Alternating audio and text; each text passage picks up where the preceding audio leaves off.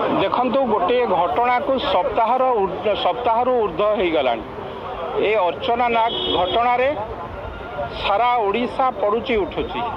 ए घटना रे कौटी ना कौटी पुलिस भूमिका संदेह घर को आसूची। पुलिस जो भली भाव में कार्य करने कथा से भली कार्य करूना, कारण आपण माने जानिचंती अर्चना नागर गिरफ दिन ठारू प्रतिदिन कौन सी राजनेता हूँ, कौन सी प्रशासन हूँ, कौन सी ऑफिसर हूँ, कौन सी व्यवसायी हूँ, कहार ना कहार फोटो तांको सांगरे आसुची एवं विभिन्न प्रकार कथा शुणा मिलूँ।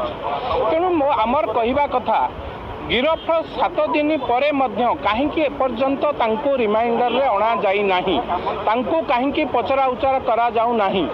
द्वितीय कथा जो कथा तांकर स्वामी जगबंधु चांद बा जगबंधु साहू से तांकर स्वामी जे अछंती एवं तांकर बंधु भाईन जो माने से गाड़ी बिजनेस करुतिले एई दि जण को जदि तुरंत गिरफ करा जाई पारंता ताले निश्चित भाव में सत्य पदा को आसंता एवं किए को नेता किए को प्रशासन किए को व्यवसायी ता संगे संपृक्ति अछंती से कथा पदा को आसंता। साधारण लोक आज से कथा को अनेक बसीचंती। ए घटना रे कोठी ना कोठी पुलिस ऊपर बहुत चाप हो जाइछि।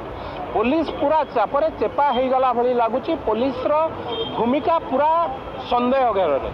तेणु आज आम कमिशनरेट पुलिस पाखक आसु। कमिशनर तुरंत ये 3टी दाबी जो जो माने आधे दोषी तांको तुरंत गिरफ करा जाऊ एवं ए घटना को जो बढ़ई जो 2 जण तार स्वामी एवं स्वामी बंधु से 2 जण को तुरंत गिरफ कराई तथ्य हासिल करा जाऊ एवं अर्चना नाग को तुरंत रिमाइंडर आनिकी पाखरे जो तथ्य